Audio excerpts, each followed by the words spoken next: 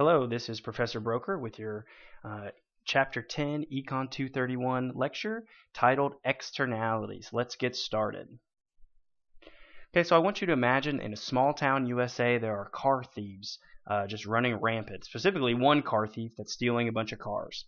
Okay, there are a couple of options that come to mind for the city council to try to solve this, and one is the idea of subsidizing club purchases. So encouraging consumers to buy the club and installing the club on their steering wheels. And theoretically what this would do is it would deter the car thief from stealing their car because it would make it either impossible or just too difficult to steal their car. And it's something the car thief could see before they broke in. So this would, again, theoretically deter the thief and decrease the likelihood of your car being stolen if you have the club. But how could it potentially impact other people? That's what we want to talk about. And another option would be subsidizing or encouraging the purchase of the LoJack system. Now, this would not deter the car thief from stealing your car because they theoretically couldn't determine whether you had this or not. But if the car thief stole your car, the LoJack system would be able to pinpoint your car's exact location and be able to increase the likelihood of getting your car back, as well as potentially catching the car thief. Okay, and so the question we want to ask, both of these are, on paper, reasonable options, right, for people to maybe consider if a car thief is running rampant. But what we want to consider in this chapter is, do these purchases, of course they would benefit the purchaser, but do they have any positive or negative impacts on other people? Well, let's think about the club, right? If I buy the club, I've theoretically decreased my likelihood of my car being stolen. All right, but what if I'm parked by several other cars on a given night that don't have the club, and the car thief comes, sees my car, and says, well, they have the club. It's going to be probably too difficult, to really, and too time consuming to really, and maybe even impossible to steal that car. But here are a few other cars of roughly equal value that don't have the club.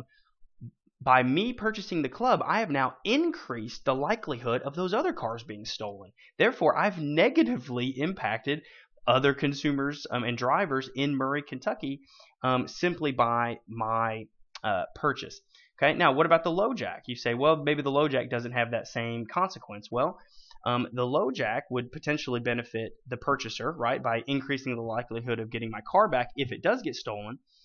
But it also increases the likelihood of catching the car thief, which would positively impact other people, right, in Murray, Kentucky, or some other small town, wherever this is happening.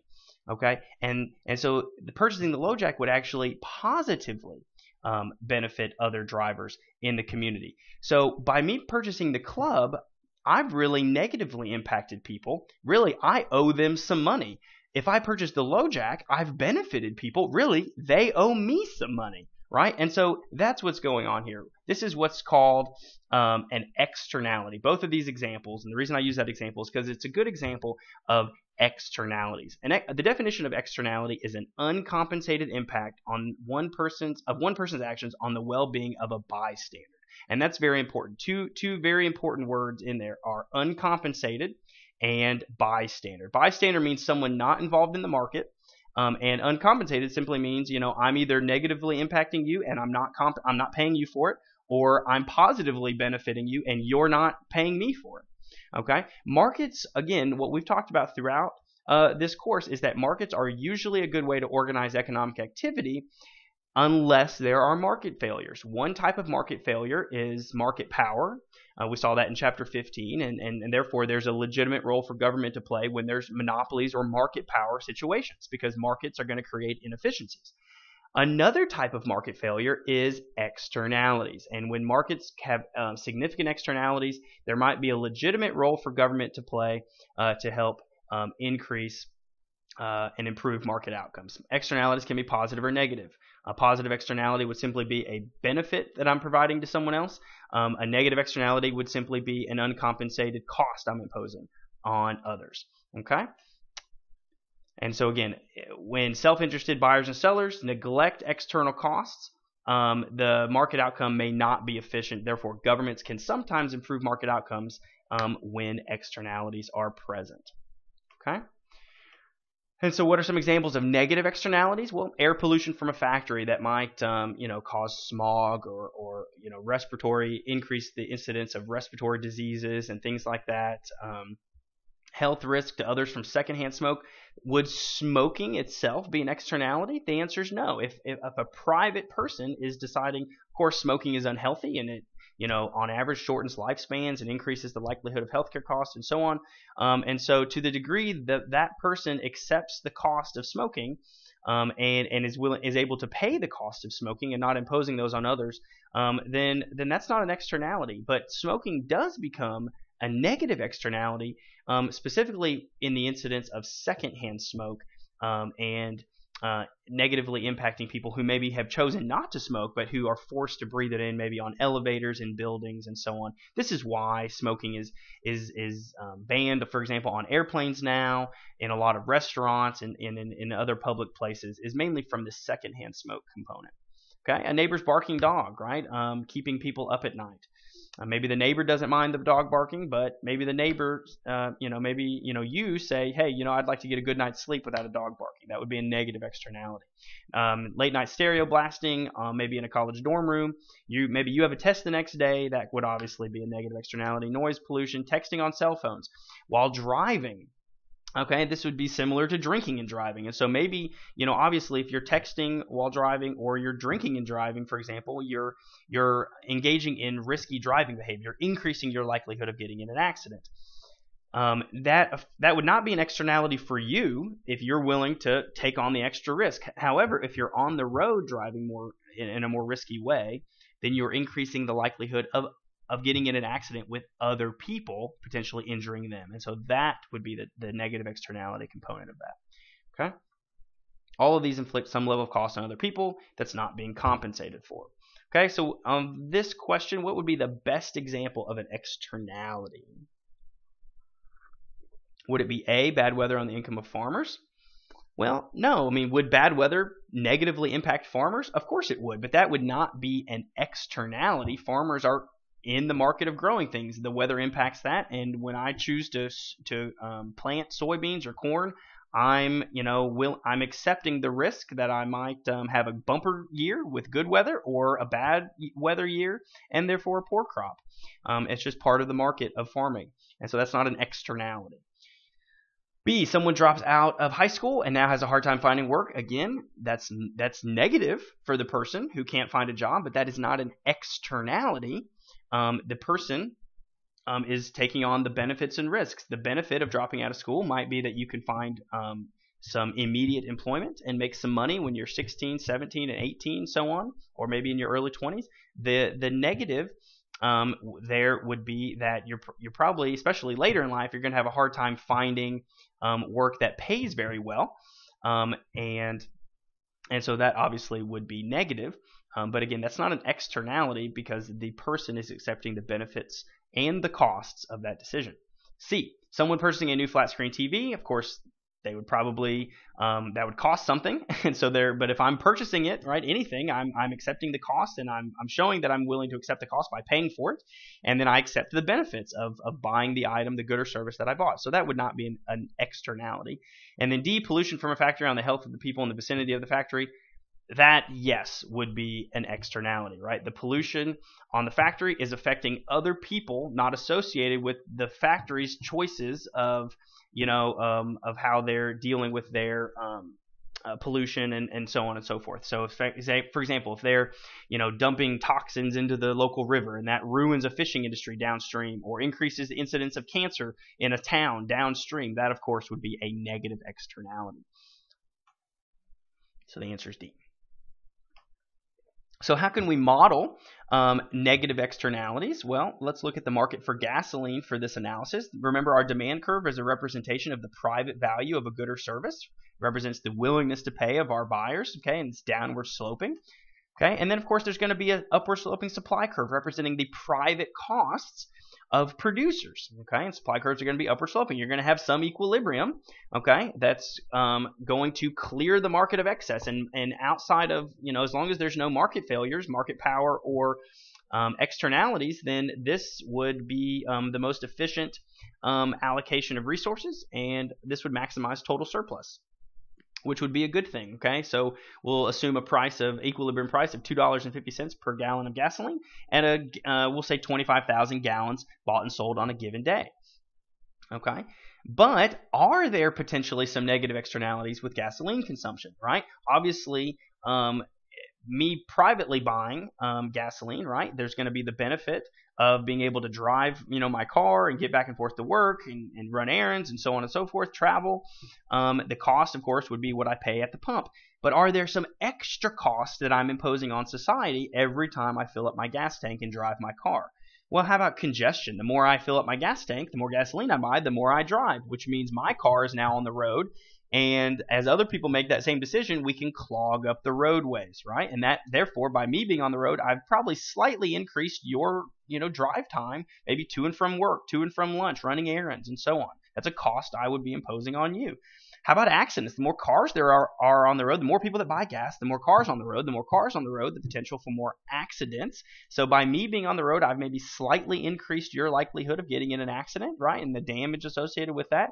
And then, of course, pollution. How about smog and things like that, right? Maybe increasing respiratory and breathing diseases and things like that, okay? Especially in cities, and asthma and so on and so forth. So pollution, right? These are all potential external costs that we all impose on each other when we buy gasoline.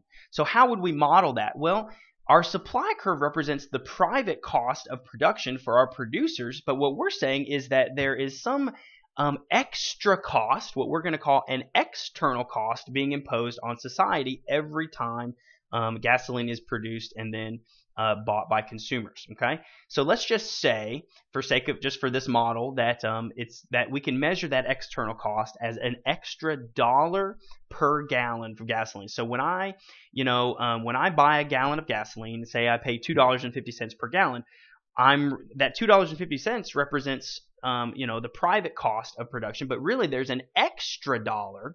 Okay, really that gasoline should have been $3.50 to represent the full cost that's being imposed not only on private producers but also on society at large. So an extra $1 of external cost. We would add that to our private cost. Okay, so we would take you can see here, our supply curve would represent our private cost. We would add, at every point along this supply curve, we would add an extra $1 cost, which would give us a new social cost curve, which would be parallel to our supply curve and exactly $1 above our supply curve, our private cost curve. Okay, so this green line is our social cost curve. That represents the private cost plus the external cost. Okay. Now, we add back our demand curve, and what does this show us? Well, obviously, where was our equilibrium? Our equilibrium was here at 25,000 gallons and at $2.50. Okay? Is that efficient? Well, to analyze that, let's first look at quantities less than 25 or 20,000 or 25,000 gallons. You'll remember from Chapter 7 that the demand curve represents the value to buyers, right? And if now we want to compare at 10,000 gallons the value to buyers, okay, at that quantity, to the value to sellers and society at large. So we're going to look at this green social cost curve, okay? And even though there are external costs, these 10,000 gallons, the value to buyers is still greater than the cost to sellers and society. Therefore, though making these 10,000 units and selling them would actually increase total surplus. Okay? But now let's go back to our old equilibrium of 25,000 gallons, and what's the case here? Well, we can compare the value to buyers of $2.50 to the cost to sellers and society at large of $3.50. In other words, at 25,000 gallons, our original equilibrium, we are actually losing total surplus because the cost is greater than the benefit. This triangle right here would represent a deadweight loss on society or a loss of efficiency. Okay, so therefore our market equilibrium would actually not be maximizing our total surplus, and that's key here. In the presence of externalities, our market equilibrium will not maximize total surplus. So what do we need to do? Well, we really need to produce at the optimum the optimum would be right here at $3, according to this model, at $3 a gallon and 20,000 gallons of gas bought and sold every day. That would exactly equate the private costs and social costs to the private value. Okay, so that's not going to be our equilibrium. That's just going to be our optimum point. Okay, and the key here is that markets left to their own devices are going to produce here at 25,000 gallons. Okay, creating a deadweight loss and reducing total surplus. What we need then is some sort of policy, probably a government policy, to incentivize these firms to internalize the externality, basically, consumers to maybe reduce their demand, suppliers to reduce their supply until we get to this optimum point here at $3 and 20,000 gallons.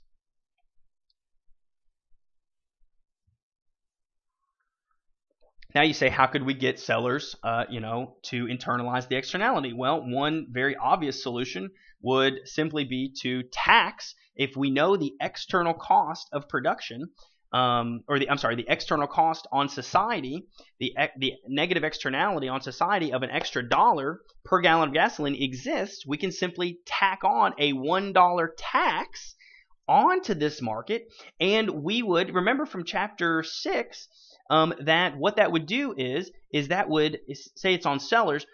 We do a $1 per gallon tax on sellers, then that would shift this supply curve up by $1. Well, if this supply curve shifted up by $1, where would it be? It would now be exactly equal to our social cost curve, giving us a new equilibrium, boom, right here, that would exactly match up with our market optimum. And so that would be that's not the only potential solution, but that would be a very straightforward solution to this $1 negative externality. The key really with any policy is we want the market participants to internalize their externalities. Essentially what that means is when I go to the gas pump, what the government really would like me to do, and really what society at large would like me to do, is to factor in the negative consequences I'm imposing on other people every time I buy gasoline. So the pollution, the extra accidents, the congestion. And again, if it's $1 a gallon, then I need to basically be in a position, and there needs to be a policy that gets me to factor in that extra $1 per gallon that I'm imposing. Okay, this alters the incentive so that people take the account of their external effects of their actions. That's what internalizing the externality means. So I gave you one example of a public policy. Another example of a public policy towards externalities is what's called command and control policies. This is essentially attempts at the government to regulate behavior. Okay, so dealing with gasoline and sort of pollution associated with that, the government has been imposing limits on the quantity of pollution that can be emitted, say from, not really with gasoline in this case, but the limits on quantity of pollution emitted, dealing with maybe power plants and so on. The EPA has been issuing many of those regulations over the last several years, and really has been doing it for decades. Also, with gasoline, requirements that firms adopt certain technology to reduce emissions, or certain mile per gallon requirements on automobile makers. These are regulations, command and control policies that the government, through their regulatory power, has been imposing on firms. For quite a while, decades, and spanning different administrations and so on. And that this is one type of policy so trying to force, in other words, these firms to factor in these externalities. Now, one downside to these approaches is that they tend to be expensive. Obviously, it takes money to enforce these regulations and to force these firms to implement these regulations and so on. And so it takes a huge bureaucratic system and apparatus to be able to do that. It can also tend to be somewhat less effective than another approach that economists tend to prefer, and that is market-based policies. Market-based policies are very straightforward. If we determine that there's an extra $1 of external cost based on a certain action, a market-based policy would simply be to tax that behavior by $1. So for example, if there's an extra $1 of negative externalities associated with buying gasoline, we slap a $1 tax on that activity. The benefits of that are twofold. One, it creates the proper incentives in the market for market participants, and so to internalize the externalities. Number two, this would actually be a net gain for the government, whereas regulations would cost the government money to implement. These market-based policies could actually raise revenue for the government to build more schools, better roads, and so on and so forth. And so that would be the advantage there.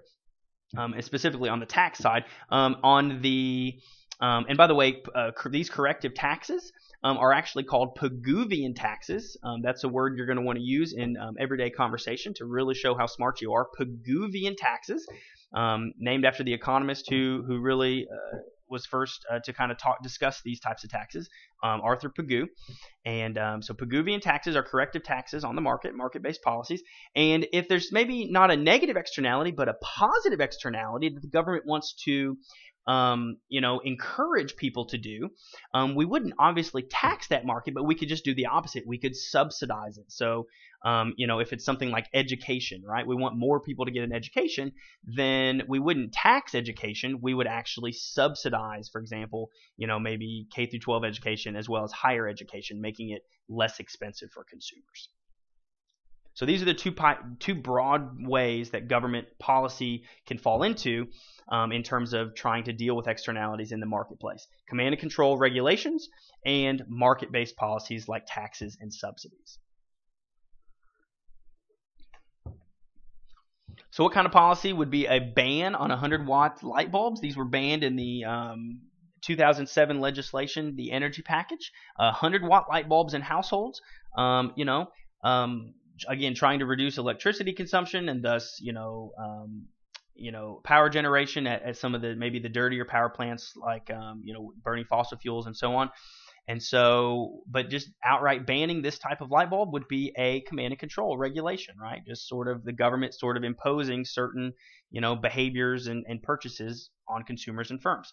What kind of policy was the tax, right? British Columbia in Canada taxed carbon emissions on power plants and through other venues, right? So again, taxing it per unit would be a market-based policy, okay? Market-based tax, a Pigouvian tax, in fact. And then what kind of policy was the ban on large sugary drinks and the sales in New York City? This was proposed, not actually adopted, a few years ago. New York City to try to fight obesity. And obesity causes negative externalities through the healthcare system, and the more obesity, the higher the obesity rates, the higher the healthcare premiums for everybody involved because the increased healthcare costs. And so in order to fight some of that, they proposed banning just outright large cups. And so restaurants, specifically fast food restaurants, could only serve small cups. I'm not sure how effective that would have been, which is probably why it didn't pass, but that, of course, would be a command and control regulation. Now, let's move on to vaccines, right? Does getting maybe a flu vaccine benefit anyone else other than you? Well, of course it does, right? I'm a teacher teaching in front of students. If I get the flu vaccine and reduce my chances of getting the flu, I have theoretically benefited everyone that I'm around because then I've decreased their chances of getting the flu as well. So flu vaccines and other vaccines would create a positive benefit. Same thing with getting an education. Getting an education, high school, college, and so on, benefits the person getting it as well as society at large. There's strong associations with productivity growth in a nation with higher educational attainment as well as lower crime rates and so on. Okay? And so, again, these are vaccines as well as getting an education. These are things that would create some level of benefit for other people who likely won't be paying for you for that benefit. So these are positive externalities. How do we model these? Well, a positive externality, again, you would have a supply curve that would represent private cost. You would have a private value curve represented by the demand curve. But in the case of a positive externality, like say a flu vaccine, there would actually be an extra external benefit associated with that action in being given to society that's not being factored in. This would create a social value or social demand curve that would be parallel but above the private value curve. Okay? And so in essence, the market equilibrium would be here at P1 and Q1. Okay? But the problem is that we really would like society, the societal optimum would be here at point B and at Q2. But the problem is we're not going to produce there if the market's left to its own devices. Okay? because and when the market produces at point A, it's going to create a deadweight loss, because think about it.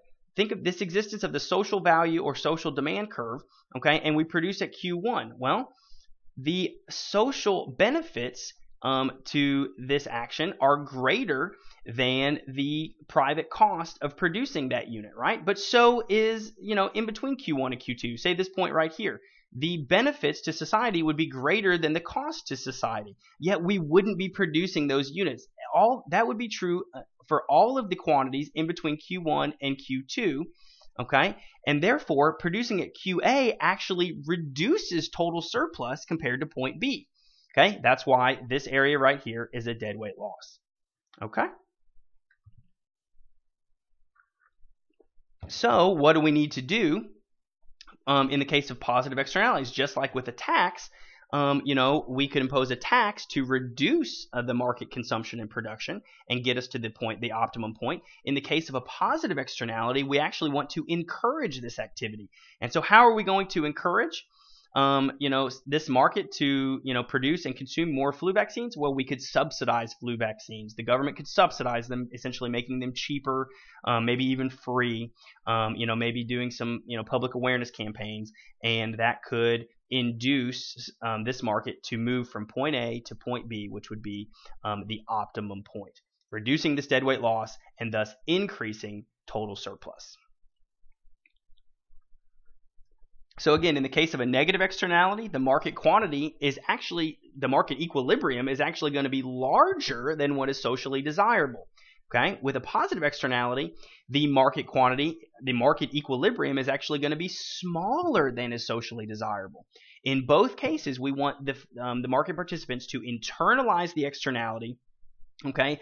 An easy way to do that, a straightforward way to do that, would be to tax goods with negative externalities, okay, which would reduce the market quantity closer to the social optimum point. With positive externalities, we could subsidize those goods and services that would increase the market quantity closer to the socially optimum point. Now, you say, does the government always have to get involved with an externality? No. Theoretically, the answer would be no. There can be, there's something called the Coase theorem, which basically says that if there's nothing to stop people from trading with one another, that essentially they will trade. And in the case of externalities, if there's nothing to stop people from trading and transaction costs are low, that they could basically bargain away these externalities. And theoretically, that could be true, right? And so again, as long as property rights are clearly defined, say in the example of a barking dog, maybe your neighbor's got a dog that keeps you up at night, okay? And your neighbor values keeping their dog outside at $50. You value a peaceful night's sleep at $100. Well,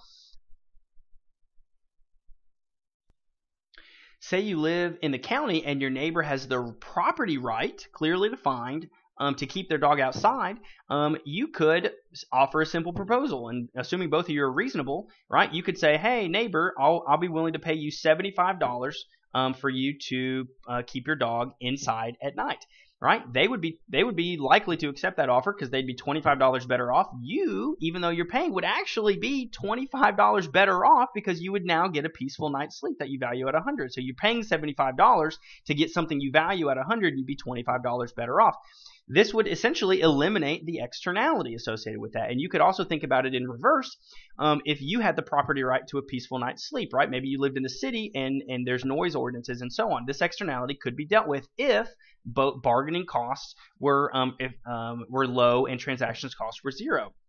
The problem is that transactions costs are often not zero, especially when large number of parties are involved. There's coordination problems as well as just human stubbornness, which sometimes makes trading difficult, and so makes bargaining away these externalities problematic for private parties. And so there is a justification for the public sector, the government, either local, state, or federal, to get involved to eliminate many types of externalities.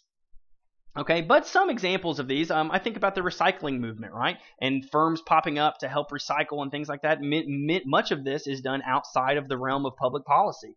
But over decades, social awareness of recycling and sort of the people desiring recycling has increased, sort of outside of the realm of public policy, and the people, and this has increased the use of recycling. Okay. I also think of the profit motive as a way to eliminate some externalities. So I think about pollution and waste and so on and so forth. Some water bottles I drink out of advertise sort of their production process and how they use less plastic and smaller caps and so on and so forth. And I think that's interesting. It's one thing to do that, and sort of to what they say they do it to help out the environment. But I'm wondering, why do they tell me about it? Why are they telling me about their quote unquote good deed?